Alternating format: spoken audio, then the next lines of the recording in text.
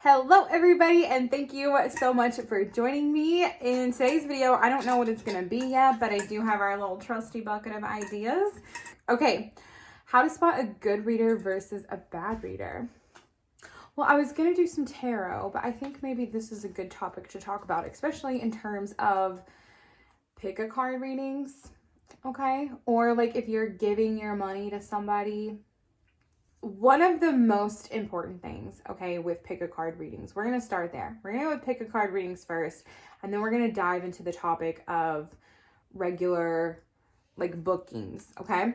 So when you are looking for a pick a card tarot reading on YouTube, the thing, and this is less about the reader and more so about yourself. It's so easy because all that tarot is, it is not inherently spiritual, okay? Can you use that as a spiritual tool? For sure, but it's not inherently spiritual. All that's happening is we're tapping into the other person's subconscious or the collective conscious, whatever you want to call it. So if you are trying to get information on a specific person, it's going to be so easy with a pick a card reading to actually pick the pile that you want to hear. Okay, because you could be tapping into your own subconscious. So when readers say take a second, breathe, meditate, if you are trying to get information on somebody else, what you're going to have to do is try and shift your consciousness into their shoes and pick the pile that they would pick to talk to you about what they would say to you, not what you want to hear, because that's going to be your first gut thing. And when you might have these situations where it's like, oh my God, it was so accurate, it was everything, like, duh, especially if you're picking what you want to hear or you're picking your subconscious. Like if it's perfectly explaining things from your point of view, the second thing you want to look for in pick a card readings is if the reader is like, okay, well, let me preface this by saying, if you are just after a positive reading, that's one thing. Like if you don't want to hear like anything real and anything raw, then okay, go find you a love and light reader only. Or if you want to live in a delusion or under an illusion that maybe you haven't been able to pull yourself out of, if you want to sit in that energy, then ignore what I'm about to say. If you are after the truth, okay? If you are after real solutions, especially if we're talking about relationships or any of this twin flame bullshit, you want to watch somebody's entire video, okay? Because if all of the piles are saying that you're destined to be together, or they're just scared, or this, that, and the third, anything like that, if that's the entire video, that is the only energy that reader is going to be able to give to you. And you can do this, like if you pick a pile and it says one thing, it's easy to believe that. But unless you're watching the entire video, because if the reader or he is spouting out the same bullshit over and over and over again in each pile, chances are that person has learned.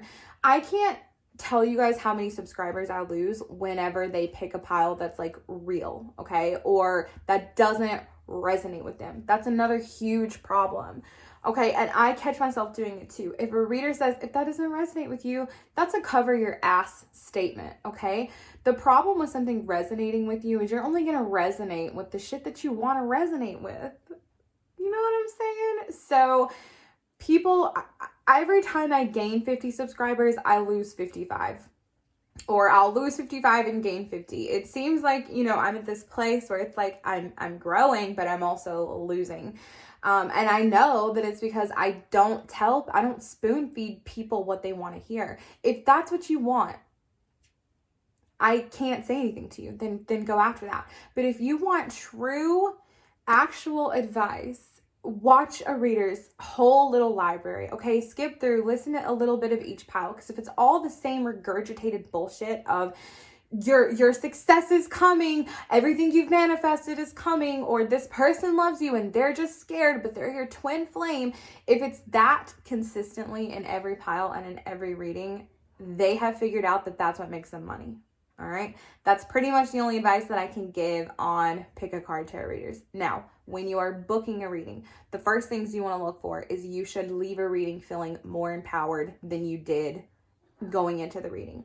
Another thing that's super important to look for is, were you provided with activities or things to reflect on, and were you provided with solutions? All right, it's one thing to get a reading and then tell you everything that's going on in your life. That's a cool enough party trick. But if you are investing your personal money into a situation, I mean, wouldn't you want resolutions? If they're not like looking, and I mean, part of this is just my style of reading. And if you've gotten a reading from me, then you'll know this. I don't necessarily do fortune telling readings, okay? Now, when it's out there and it's screaming at me, the way things are going to go down, then I'll take that into consideration. However, if someone comes to me and books a reading, the way that I read is I sort of climb up a ladder and gain a higher vantage point. And most often, if somebody's wanting to look at a decision, this or that, I will look at the pathways of both, okay? Now, obviously, I'm speaking about me, but I'm me, so I can't really speak on behalf of other people. But I find it to be more helpful for people. It's not my job to tell somebody what to do. Like, we have free will. I understand the need for guidance sometimes and advice, but if I read cards, all right, and I just say, oh, you should do that, that's not really helpful, all right? Especially since most people aren't going to listen to that advice anyway. So what I prefer to do is look at, okay, well, what's going to happen if you pick this option, and what's going to happen if you pick that option? And then you are better able to understand where you want to go with your life journey. No tarot reader should be taking away your free will and your ability to make decisions. And if they are, I would say not so good. And if you're leaving feeling, now I will say sometimes negative shit comes out in cards. Life is a fucking rocky ass roller coaster. And so for every reading to be light and positive and happy is unrealistic. And you shouldn't set yourself up for that. Because also, chances are, if you are dealing with a situation that you have to go out and purchase a tarot reading for, there's some shit creeping in there that maybe you're just not wanting to see, right? If a relationship was going perfectly well, if a career path was perfectly suited for you, you wouldn't have any questions about that. So also kind of keep that in mind for yourself. Like, if this was truly meant for you and where you're meant to be, you probably wouldn't have any question about that. It's different if you're asking like, okay, how would I go about getting my dream career? How would I go about meeting my dream person or manifesting my dream person? Totally different situation. But when it comes to, let's say if you book a love reading and you want to know if this person, like what's really going on with them, if you're having to ask, the reading is probably not going to be that great. The benefit in that comes from being able to see your shit from a higher vantage point because you are so deep in the emotion of it, right? Does that make sense? So the benefit in booking a tarot reading is to sort of gain a fresh perspective that maybe you weren't seeing before. Another thing that I absolutely detest that readers will do are the bait thing, okay? Where towards the end of the session, they'll pull a card and then kind of bait you into another reading or tell you that if you pay X more amount of money or blah, blah, blah, blah, blah. They'll do it any kind of different ways. That's just to bait you into another reading. Now, on one hand, okay, fair enough. That's what they do for a living and they do need clients coming in. But on the other hand, if they're consistently doing that to you or if they're pulling a super negative card or a super positive card to entice you into another reading, I feel like that's bullshit. And I wouldn't go for that reader on a consistent basis. Another thing, if a reader reaches out to you, abso-fucking-lutely not. No, I can't count how many DMs I get from people trying to peddle their services to me. If I'm not going to say that somebody worth their salt would be constantly booked up because I don't know that that's necessarily the case. It could be a new reader or it could be I don't know, it could be any manner of reasons, or maybe they just work really efficiently and channel all day. I personally will have 8 to 10 hour days before I'm completely done and I just have to, move on to the next day. But if somebody is coming to you like, hey girl, like I can offer you this, I can read for you this, or like I'm feeling this. If somebody reaches out to you with a feeling or whatever, and then they want you to pay for them to describe that feeling to you or tell you what's going on about it, bullshit. If they have to reach out to you to get you hooked to get a reading, also bullshit. I would avoid all of those people. Aside from somebody just getting their start and building their client list, a good tarot reader isn't going to have the time nor the desire to go and seek out clients. I promise you that. Advertising your shit, posting reviews, all that, all good signs. That's just showing, like, hey, like I know what I'm doing. Like this is the information that I want to show you guys. But if they're having to be like, I offered this, this, and this. What can I help you with? Like, I don't know if you've ever gotten one of those messages, you know what I'm talking about. And if you haven't, move right along. Now, those are the biggest key things and red flags I can think of. So I'm going to help you guys now manage your expectations and give you some tips on how to have a very good, most positive reading you can. The first thing is to switch your mindset. If somebody is saying something negative to you, a good reader, mind you, keep all that into account. If you found yourself a good reader, the things you want to look for are, if this good reader is providing you with some negative information or some information that you weren't expecting, keep an open mind, because something negative may not be negative. For instance, if they're saying this person is not for you and they're saying a whole bunch of shit that maybe doesn't really add up yet, just hold out. Go into everything with an open mind. If you're going to pay somebody to dip into your subconscious mind, the subconscious mind of this other person, or the subconscious energy of the situation, keep an open mind. Also, don't ever play trick the reader, okay? If you, I'm gonna have another spill on this. I think his name is like Dustin Daily Magic, whatever, from TikTok. He right now is like putting on this shit for psychics on the internet or whatever, where there's this challenge. I feel like he's playing trick the reader. Now, he claims he would be excited for somebody to understand what's on this piece of paper, but I've never seen a more blatant display of trying to play trick the reader and having such a disgusting attitude about it. Different video for a different day. But if you play trick the reader, that's what's going to come out. If you are not going into a reading with good, honest intentions, whatever your intention is what the reader is going to pick up on too. Because like I said, this is not inherently spiritual. We are simply tapping into the subconscious energy. So if you are, again, here's another point. Do not book a reading if you already have an answer that you want in your mind, because either the reader is going to see past that and you're going to get your feelings hurt, or the reader is going to see what you want to see because she's tapping into your subconscious mind. And then it's the word moot? It's a moot point. I think that's what it is. All I can think of is Joey on Friends. And you've just wasted your money. Don't waste your money. Understand that tarot is not set in stone, okay? This is part of where the empowerment comes in. If you are trying to see the outcome of something and you don't like what is there, change the behavior, change your method to get there. If your reader cannot help you navigate that, another sign that it's a bullshit reader, okay? Change your behavior to change the outcome. Just because you see an outcome being the certain thing doesn't mean you should be scared of that or afraid of that, or in any way, shape, or form base your thoughts and emotions on what that outcome is. It should be served as a map, okay? If you don't like the destination, change routes, go somewhere else. Nothing in tarot is set in stone. I'm pretty sure the only possible thing that's ever set in stone is the Akashic or Akashic records, however you say that. And there's a whole lot of frauds dealing with that too. I don't even like, I'm not even going to speak on that right now because that is such a, ugh. But tarot is not set in stone. All right.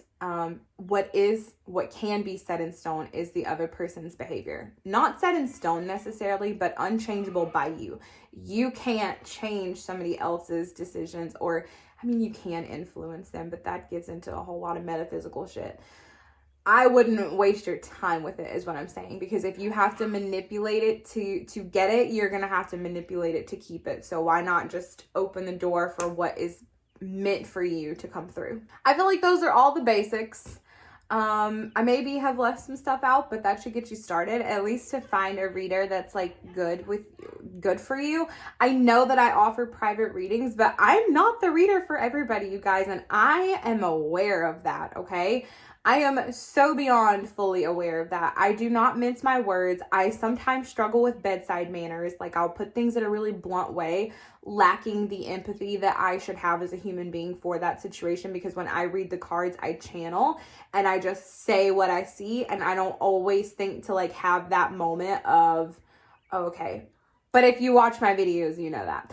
You're going to know by watching my videos if I'm the reader for you, if you're watching my videos. But you need to find a reader that's okay with maybe not being the reader for you. There are certain questions that I will not answer because I don't feel comfortable with it. It doesn't align with me. I don't violate people's free will. So if someone's asking me about someone and someone else, absolutely not. I'll see what information is tied to my client's free will. Aside from that, that's their business. That's the way I run my show. You can probably go find a reader who will do that for you, and that's their business. The market is becoming so oversaturated with tarot readings, and there's a whole lot of people that I think have maybe held a tarot deck a handful of times and then decided they were ready to start getting paid for it. The amount of combinations in tarot is, I know it's not infinite, but it feels pretty infinite. And also, depending on what card comes out with a card can change the meaning of the card that you pulled in the first place, like when readers get clarifiers. So it's a lot to learn. So Becky from down the street, who's had her tarot cards for 6 months and buys plastic rocks because she doesn't know the difference, probably isn't the person that you want reading your cards if you're making a financial investment into it. You have to think about the fact that you are making an investment into yourself through this reader, and if they're not going to give you good information and bring you to a resolution, you might as well wipe your ass with that money. Like I said, it's cool enough for sure if somebody can read cards and describe to you your situation. And a lot of people get distracted by that. A lot of people will be like, oh my God, how did they know? Like, it's a cool party trick. I'll say that. But if they're not giving you resolutions on how to navigate that situation, then they're not doing anything other than reading a card. And that's when the intuition and the development of the skill really matters. You don't need to pay X amount of money to be told what you're already going through. You already fucking know that. You need to, if you're going to pay money, it needs to be to see the blind spots that you're not seeing and the routes to solutions that you're maybe not seeing or you're maybe not thinking about. So I hope this was helpful in some way, and I hope that you guys can find a reader that you connect with, because the benefits of looking at your life from a higher vantage point are endless and limitless and can show themselves in so many fascinating ways. I just am blown away at what I do every day of my life. I take clients all day long, and I don't question like what I do, because it's so emotionally fulfilling when it's done right. I get stories from clients all the time of a situation working out in their favor when originally it didn't look like it was going to work out in their favor. So, and it's from being able to look at it from that higher vantage point and like really see the bigger picture, like a full map. That's how I look at tarot. I'm not going to shit on people who don't use tarot as that, because it's just different styles of reading. But I think that's another thing you might want to look into. Like, what are you looking for? Are you looking for help and navigation through a current situation? Or are you looking for it for novelty's sake of like, oh, it's going to happen in like 6 to 8 months. It's so hard. That's one reason I don't do fortune telling readings, because nothing is set in stone. We do have free will. Other people have free will. There are other influences in our lives. When I do a tarot reading, okay, perfect example. Let's say I do a reading for somebody and the cards in that moment are saying that the second that they walk out of my door, they're going to meet the love of their life. Okay. But let's say they walk out of the door and they get distracted by a really shiny penny on the ground, and then they bend down and they pick up that penny and the person walks by and they never see them. That just changed up everything because we have free will. Now, sometimes you can see past that, and I would be able to say, oh, you're not going to meet this person because you're going to be too distracted. In that case, the solution would be how to make sure you're not distracted, and you can read for that. Does that make sense? You have to come at it from a lot of different angles. And if you don't have an experienced reader, you can't ever get there. And in that case, just use it for novelty's sake and don't pay a whole lot of money for a good reading that gets you to the root of the issue, multiple pathways to a solution and multiple angles. I mean, to be honest, that shit's priceless. But if you're just in it for novelty's sake and you can't like anchor that into any specific place in your life and it's not benefiting you in any way, shape, or form, unless it just happens one day, don't pay a whole lot. So that's all. Thank you so much. And I hope that you will join me in the next one. And I hope that this helps you in some way.